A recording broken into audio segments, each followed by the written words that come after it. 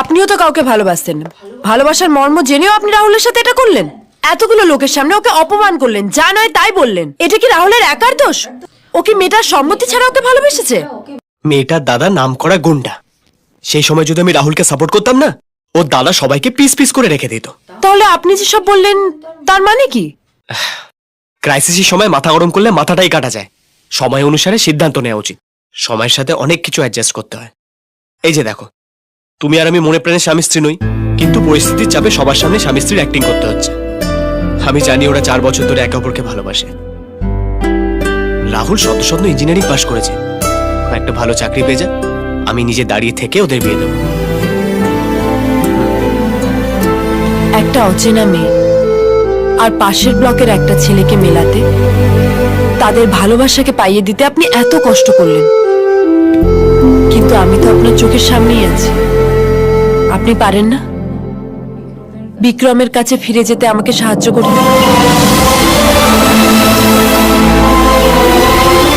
তুমি তো এসব কথা আগে কখনো বলোনি। তুমি শুধু ডিভোর্স চেয়েছিলে, আমি দেবো বলেছি। এখন যদি হেল্প চাই করবেন? ডেফিনেটলি।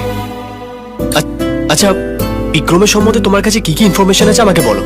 এই যেমন ও কোথায় থাকে, তোমার সাথে লাস্ট কবে দেখা হয়েছে বা কথা হয়েছে। আপনি 1 মিনিট দাঁড়ান, আমি আসছি। 1 মিনিট।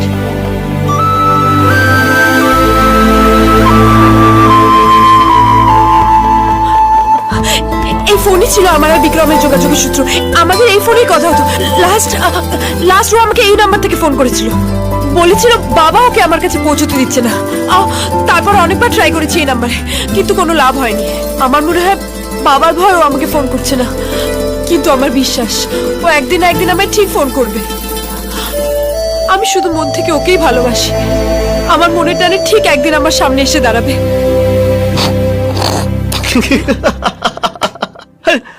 আরে তুমি এসব কি বলছো? আপনার কাছে সবই মজার ব্যাপার, তাই না? তা নয় তো কি, মন থেকে চাই, মনের টানে চলে আসবে, এগুলো সব ফিল্মে হয়। দেখো, ওর যদি ফোন আসার হতো এতদিনে চলে আসতো। আমার যন্ত্রণা আপনি একটুও বুঝবেন না, তাই আপনার কাছে সব অবাস্তব লাগছে। আমার বিক্রমকে আমি নিজে খুঁজে নিতে পারবো, আমার কারো সাহায্যের দরকার নেই। আরে অঞ্জলি, অঞ্জলি!